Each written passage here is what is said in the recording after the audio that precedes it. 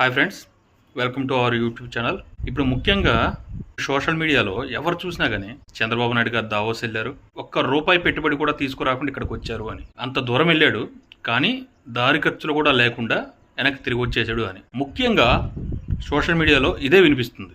ఇది ఒక విధంగా ఉంటే కొంతమంది వైసీపీ నేతలు రోజా కావచ్చు, గుడివాడ అమర్నాథ్ కావచ్చు, వీళ్ళు ఎంతలా ట్రోల్ చేస్తున్నారంటే, మేము వెళ్ళినప్పుడు లక్షల కోట్లలో పెట్టుబడులు తీసుకొచ్చాం, చంద్రబాబు నాయుడు గారు వెళ్ళి ఒక్క రూపాయి పెట్టుబడి కూడా తీసుకురాకుండా వచ్చాడు అని.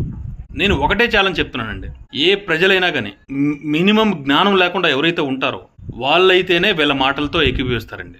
ఒకసారి ఆలోచించండి మీరే. అంత దూరం వెళ్ళి ఎవరైతే పారిశ్రామికవేత్తలు ఉన్నారో వాళ్ళని కలిసి ఒక ప్రజెంటేషన్ ఇచ్చి, మా రాష్ట్రంలో మీరు పెట్టుబడులు పెట్టుకోవడానికి ఇదైతే అనువైన స్థలం, ఈ విధంగా పెట్టుకోవడానికి మేము అనుమతులు ఇస్తాం, మీరు మా రాష్ట్రంలో పెట్టుబడులు పెడితే మీకు ఈ రాయితీ కల్పిస్తాం అని చెప్పేసి పారిశ్రామికవేత్తల్ని ఆకర్షించడానికి వెళ్తారు.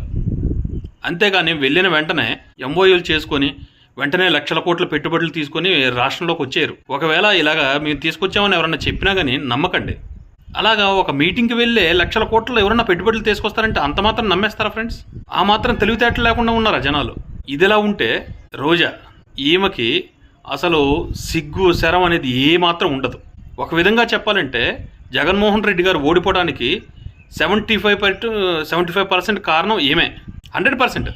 ఇది వాళ్ళు కూడా ఒప్పుకుంటారు. ఏమని తెలుగుదేశం పార్టీలో ఎవరో ఏడిపించుంటూ ఉండొచ్చు, కానీ దాన్ని దృష్టిలో పెట్టుకొని ఒక రాష్ట్రానికి మేలు చేసే విధంగా లేకపోయినా కానీ కనీసం ఒక రాష్ట్ర ప్రతిష్టను దిగదార్చే విధంగా అయితే ఉండకూడదు. కానీ ఈమె మాట్లాడే మాటలు మన రాష్ట్ర ప్రతిష్టనే దిగదార్చే విధంగా ఉంటాయి. ఇది వైసీపీ వాళ్ళు కూడా ఒప్పుకొని తీరాలి, కానీ ఒప్పుకోరు. అదే మన రాష్ట్రంలో ఉన్న గొప్పతనం. ఇలాగా వైసీపీ వాళ్ళనే కాదు, టీడీపీ వాళ్ళు చేసినా కూడా తప్పే. ఎవరైనా కానీ ఒప్పుకొని తీరాలి, వాళ్ళని వ్యతిరేకించాలి. మీరు చేస్తున్నది తప్పు, ఇలాగ మాట్లాడకండి, ఇలా చేయకండి అని చెప్పాలి.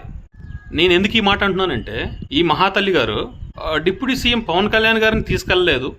తీసుకెళ్తే లోకేష్ గారికి వాల్యూ తగ్గిపోతుంది, పవన్ కళ్యాణ్కి వాల్యూ పెరుగుతుందని చెప్పేసి పవన్ కళ్యాణ్ గారిని తీసుకెళ్లకుండా ఇక్కడే ఉంచేశారు అని చెప్తున్నారు. అసలు ఈమె మాట్లాడేదానికి ఒక అర్థం అంటూ ఏమన్నా ఉందా ఫ్రెండ్స్? అంటే పవన్ కళ్యాణ్ గారిని తీసుకెళ్తే లోకేష్ గారికి ప్రతిష్ట దిగదారుతుందా? ఏమన్నా కొంచెమైనా అర్థం ఉందా అసలు మాట్లాడే దాంట్లో? ఇంకొకటి, జగన్మోహన్ రెడ్డి గారు వెళ్ళి లక్షల కోట్లు పెట్టుబడులు ఎంఓఎల్ తీసుకొచ్చారట. వెళ్ళిందే 5 సంవత్సరాల కాలంలో వెళ్ళిందే ఒక్కసారి. అది ఏ విధంగా అక్కడికి వెళ్ళి మీటింగ్ పెట్టాడో, ఆ మీటింగ్లో ఏ విధంగా తడబడ్డాడు ఏంటి అనేది ప్రజలు మొత్తం చూశారు. అయినా కూడా డబ్బా కొట్టుకుంటారు. ఏదన్నా ఉంటే ప్రజలకు నిజాలు చెప్పండి. ఒక పక్క గుడివాడ అమర్నాథ్ ఉంటాడు, మేము వెళ్ళినప్పుడు ఇన్ని లక్షల కోట్ల పెట్టుబడులు తీసుకొచ్చామని. ఎవరైనా ఆ మాటతో ఏకీపిస్తారా? ఏది తీసుకొచ్చారు? బొబ్బట్లు ఎంఓయూలు, పూతరేకులు ఎంఓయూలు, ఈయన మీరు తీసుకొచ్చిన ఎంఓయూలు లక్షల కోట్లు. ఏమైనా ఆ లక్షల కోట్లు? కొంచెం చెప్పాలంటే కొంచెం ఆలోచించుకొని మాట్లాడండి. నా వీడియో చేస్తున్న మీరు కూడా కొంచెం ఆలోచించండి ఫ్రెండ్స్. ఇప్పుడు మన వాళ్ళు వెళ్ళారు, పారిశ్రామికవేత్తలు మన దగ్గరికి రావచ్చు, రాకపోవచ్చు, కానీ ఒక్కటే ఆలోచించండి. మన రాష్ట్రానికి ఇప్పటిదాకా ముందున్న ప్రభుత్వం ఏదైతే ఉందో చేసిన పెద్ద తప్పు, మన రాష్ట్రానికి ఒక రాజధాని అనేది లేకుండా చేయటం. ఒక రాష్ట్రానికి రాజధానే లేనప్పుడు మన రాష్ట్రంలో పెట్టుబడులు పెట్టడానికి ఎవరు వస్తారు ముందుకి? సరే, అంతకుమించి పెట్టుబడులు పెట్టడానికి ఎవరైనా ముందుకు వచ్చారే అనుకోండి. మన పాత ప్రభుత్వం ఉన్నప్పుడు జగన్మోహన్ రెడ్డి గారు ఒక విధానం తీసుకొచ్చారు, రీటెండరింగ్ అని. ఆ విధంగా చేసినప్పుడు పెట్టుబడులు పెట్టడానికి ఎవరైనా ముందుకు వస్తారా? ఒక విధంగా మన రాష్ట్రాన్ని భ్రష్టు పట్టించి ఇప్పుడు వీళ్ళంతా ముందుకు వచ్చేసి మాట్లాడుతున్నారు. ప్రజెంట్ మన సిచ్యువేషన్ ఏమంత బాగోలేదు. పెట్టుబడులు పెట్టడానికి మనది అనువైన ప్రాంతం అని చెప్పేసి ఎవరూ అనుకోరు. ఎందుకంటే ముందున్న 5 సంవత్సరాల కాలంలో ముందున్న ప్రభుత్వం చేసిన నష్టం అంత ఇంత కాదు. అలాగని ముందున్న ప్రభుత్వాలు ఏం చేసినాయి అని చెప్పేసి నేను చెప్పట్లేదు. ముందున్న ప్రభుత్వాలు ఏదో చేసాయంటే చేశాయి, అంతేగాని గత 5 సంవత్సరాల కాలంలో జరిగిన నష్టం అంత నష్టం అయితే ఏం చేయలేదు, అదైతే చెప్పొచ్చు. ఇకపోతే ఆ రోజే మాట్లాడుతుంది కదా, ఇక్కడికి వెళ్ళినప్పుడు పవన్ కళ్యాణ్ గారిని తీసుకెళ్ళలేదు అది ఇదని. ఏమమ్మా రోజా, మీ జగన్మోహన్ రెడ్డి గారు వెళ్ళినప్పుడు ఎవరెవరిని తీసుకెళ్లారు? ఉన్న క్యాబినెట్లో ఉన్న మినిస్టర్లు అందరినీ తీసుకెళ్లారా? మీ గవర్నమెంట్లో ఉన్నప్పుడు ఎవరెవరైతే మాట్లాడలేదో వాళ్ళు ఓడిపోయిన తర్వాత ఇప్పుడు బయటకు వచ్చి మాట్లాడుతున్నారు. మీ గవర్నమెంట్ ఉన్నప్పుడు మాట్లాడే ధైర్యం ఎవరు చేయలేదు. ఎందుకు మీ గవర్నమెంట్లో ఎవరికెవరికైతే నోరు లేవలేదో ఇప్పుడు చంద్రబాబు నాయుడు గారు వచ్చిన తర్వాత ఎక్కువగా మాట్లాడుతున్నారు. ఎందుకు? అప్పుడు ఏదన్నా నోరు లేపితే మీ పని అయిపోయినట్టే. అందుకని చెప్పేసి ఎవరూ మాట్లాడలేదు. ఇప్పుడైతే మటుకి ఈ ప్రభుత్వం ఏం చేసినా కానీ చూస్తూ ఉండిపోతుందిలే అని చెప్పేసి మీరు అనుకుంటున్నారు. కానీ ఒక డైలాగ్ ఉంటుంది కదా, సింహం వేచి చూస్తుంది టైం కోసం. ఆ టైం వచ్చినప్పుడు పంజా విసిరిందంటే ఎవరూ మిగలరు. ఒకసారి ఆలోచించుకోండి, మీరే ఆలోచించుకోండి. ఎందుకంటే దావోస్ వెళ్ళి పెట్టుబడులు మేము ఎంత లక్షల కోట్లు తీసుకొచ్చేస్తామని చెప్పి చంద్రబాబు నాయుడు గారు, లోకేష్ గారు చెప్పలేదు. వాళ్ళు అక్కడికి వెళ్ళి ఒక ప్రజెంటేషన్ అయితే ఇచ్చొచ్చారు. వాళ్ళు వస్తారు, పెట్టుబడిదారులు వస్తారు, వచ్చేసి వాళ్ళకి నచ్చితే పెట్టుబడులు పెడతారు.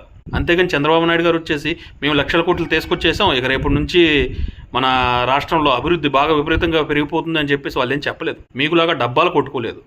వాళ్ళకి ఇంకా టైం ఉంది. ఆ టైం లోపల వాళ్ళు చేయకపోతే ఈసారి ప్రజలే నిర్ణయిస్తారు. మీరు చెప్పాల్సిన అవసరం లేదు.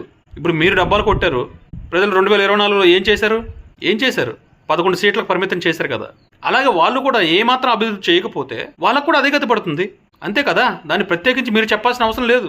మీరు ప్రజలకి చెప్పాల్సింది ఏంటంటే దావోస్ వెళ్ళి పారిశ్రామికవేత్తలతోటి ఏ విధమైన డిస్కషన్స్ ఉంటాయి, వాళ్ళు మన రాష్ట్రానికి ఏ విధంగా పెట్టుబడులు పెడతారు, వాళ్ళు వచ్చినప్పుడు మనం వాళ్ళకి ఎంతో కొంత వాళ్ళని ఆకర్షిస్తే మన రాష్ట్రం బాగుపడుతుంది అని చెప్పేసి మీరు ప్రజల్ని దావోస్ పర్యటన మీద ప్రజలకి ఒక అవగాహన కల్పించాలి. అంతేగాని అక్కడికి వెళ్ళిపోయారు, అక్కడే మీకు లక్షల కోట్ల పెట్టుబడులు వస్తాయి, అక్కడ రాకపోతే ఇంక రాష్ట్రం అభివృద్ధి చెందదు అని చెప్పేసి ఒక మసిపూసి మారేడుకాయ చేసేటువంటి మాటలు అయితే మాట్లాడొద్దు. మీరు మాట్లాడిన దానివల్ల మన రాష్ట్ర ప్రతిష్ట అనేది దిగజారిపోతుంది. ఒకసారి ఆలోచించండి, మీరే ఆలోచించుకోండి. నేను ఎవరిని కించపరచడానికి మాట్లాడలేదు.